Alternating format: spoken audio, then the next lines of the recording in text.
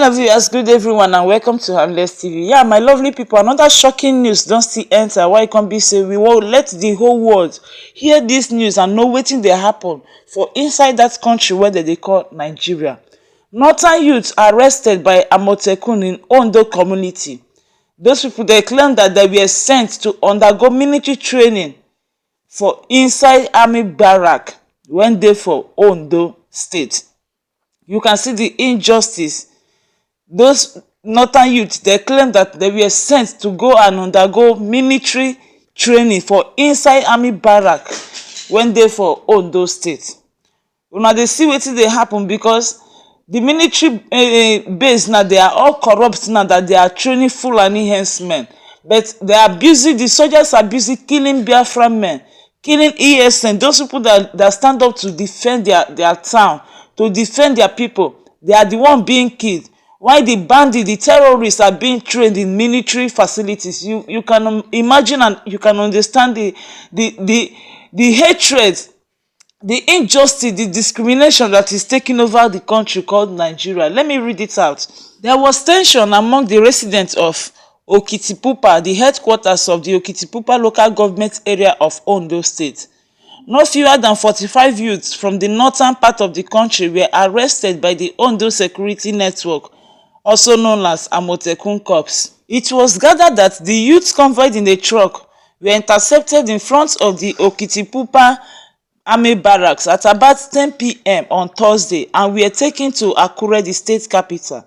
Many residents of the town who gathered at the scene expressed apprehension that the northern youth were in the town to cause havoc. A source said the Amotekun Corps personnel arrested the Fulani youths who were being convoyed in a trailer in front of the army barracks. As the Amotekun Corps accosted them, some jumped out of the vehicle and ran into the town, but about 45 of them were arrested. When they were interrogated, they said they were sent from the north to undergo military training in the barracks. After that, the Amotekun Corps took them away from the town. I know the military will always deny it because they have never agreed any evil that they did. I know they will start denying it from now, that it's not them that sent it. But those people, they are saying the truth. They were sent from the north to undergo military training.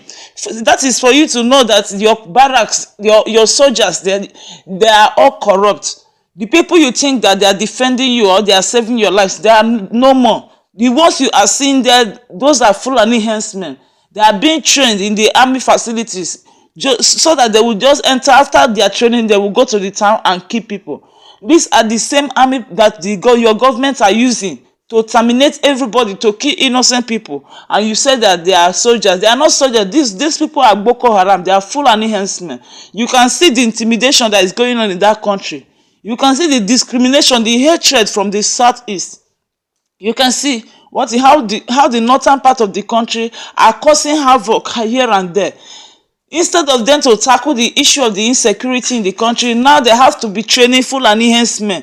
They have to be training bandits. Why the innocent people are being killed by the policemen and by their soldiers. You see, that is why many of those parts of the country, the southeast or the southwest, they told you that they don't need their Nigerian police or maybe Nigerian soldier because they are all corrupt. Those people at that post are not your soldiers anymore. They are your enemies, the Fulani Herdsmen.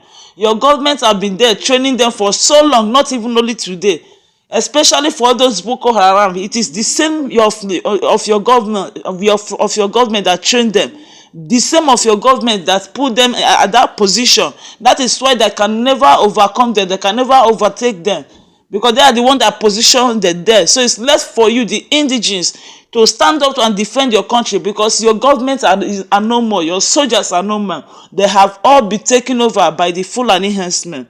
When contacted the state commander of the corps, Chief Adetunji Adeleye, he confirmed the arrest, saying that investigation had commenced. According to him, he said, "We have commenced investigation into the matter." Reacting, the chairman of Okitipupa local government area, Mr. Igbekile Akinriwa, who addressed the people at the scene of the incident, alleged that it was an indigene who facilitated the traveler's trip to the town. You can imagine that it was an indigene of that town that facilitated and make it easy for all those Fulani Herdsmen to get to Okitipupa. You can see when you are being betrayed by your own fellow brother. It's so bad, you know. Akinrinwa said that the state chapter of Amotekun had also apprehended the person that make the travelers, that make their trips easy for them to get to that town. They have arrested that man also. The public relations officer of the State Police Command, Mr. Tiolio Ikoro, in an interview with Punch News, also confirmed the incident, saying the suspect had been handed over to the Amotekun corps. He said the men were mostly northerners who said they wanted to undergo military training in the barracks to be security guards, but the commander did not allow them because he did not have a signal to that effect. But since there was no place to keep them in Okitipupa, they had been handed over to Amotekun. Yeah, God of mercy. So you hear this news that most of those people are from northern part of the country, so they said they wanted to go under military training so that they can be guardian or what so that they can be security guards here and there. You see, this is how your government are training criminals. This is how they are training Fulani men, Fulani Herdsmen. At last, they will hand them over to all the states in your country there. And they will be hiding in the bush pretending to be cattle rearers, whereas they are killers, whereas they are kidnappers. This is what is going on in your country. It's also unfortunate, you know. Let's go to the other news again. This one is also about the notorious bandit leader Owalum Daudawa. I want you to pay attention to this news very well and see how things are going in that your country. Daudawa led the adoption of over 300 students of Government Science Secondary School Kankara in Katsina State. You see, after kidnapping more than 300 students, the police captured him, they intercepted him, they captured him, then sent him to the police detention. But what happened next? The governor of that state accepts the peace initiative. That is Governor Bello Matawale. He initiated peace talk with Daudawa on February 8th. So after the peace talk, they have to grant Daudawa amnesty, give him money, grant him refuge. You see what is going on? If you are from the north, their governors are going to pamper them, grant them amnesty, give them money, grant them refuge, give them everything that they want. But if it's from the southeast or from the southwest, their governors are being there killing them.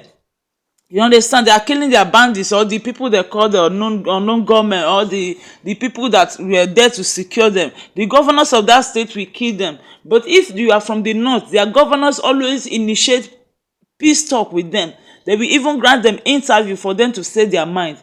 You see, after Governor Bello now gave Daudawa amnesty, granting money and everything, Daudawa accepted to lay down his arms, that he will not go back to the forest to continue all those banditry again, that he will not do all those things, kill people again. But a few days later, it was reported that Daudawa had returned to the forest to continue his work. Yes, he returned there after swearing that he will not do the banditry again, he will not kidnap again. He still went back there. And when the police intercepted him, they captured him with a lot of AK-47. Let me mention it. Somebody that is so deadly at this extent. Listen, Daudawa surrendered the 20 AK-47 rifles, 20 magazines, 1 general purpose machine gun, GPMG, 1 rocket propelled grenade, RPG, and several ammunition to the Zamfara state government on the day he repented with his other 5 comrades.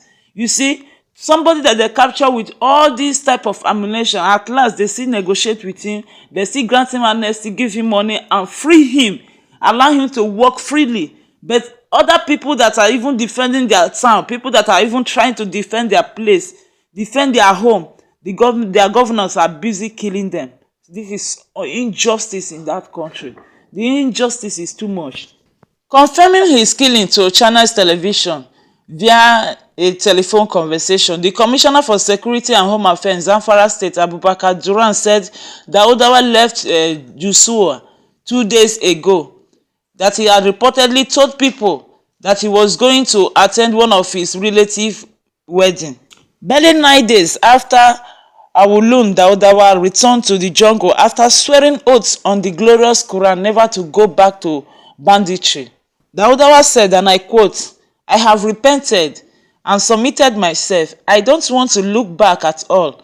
If some of us at some point came out to renounce violence and go back and continue their old ways, that is their own choice. If someone repents but has arms in the bush, you know it cannot be a sincere one. In my case, I carried myself and the arms I had and turned myself in. What should I go back and do?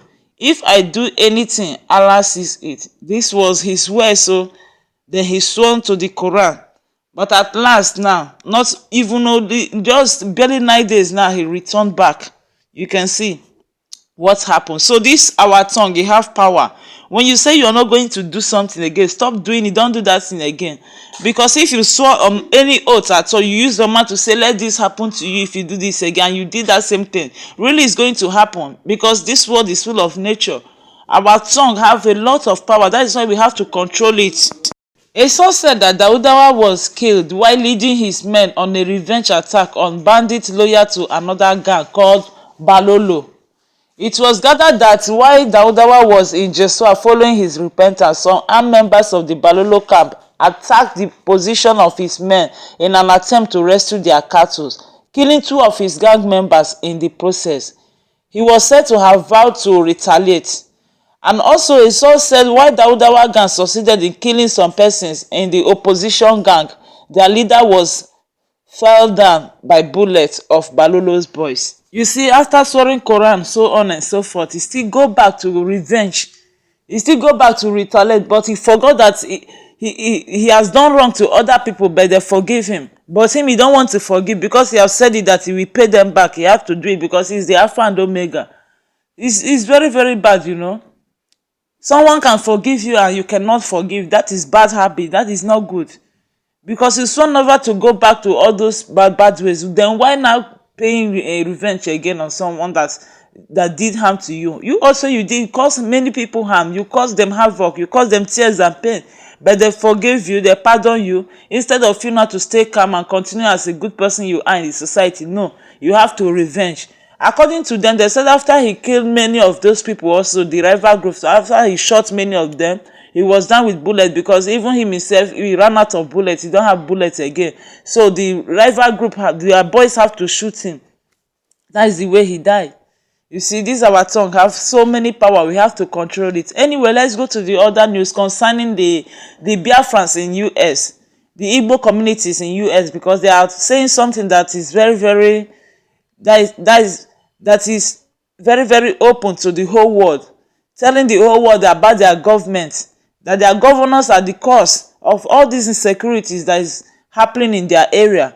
Because had it been they tackle the issue of insecurity when all those nonsense started, things will not be out of hand like this now.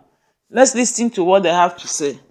According to the Biafran communities, the Igbo communities in the United States, they said they have wrote some letters back then in 2020 to their governors, telling them how they can tackle the issue of insecurity in the land, because Fulani Herdsmen are being everywhere, killing their people. But no governor replied them. No security agent, not even anybody, none of them even replied or say anything about that. But you can see what is going on now. There is no place that is secured. So they are blaming their governors that they are the cause. They are the ones that make all these things to get out of hand up to this extent now that the cities are not safe anymore.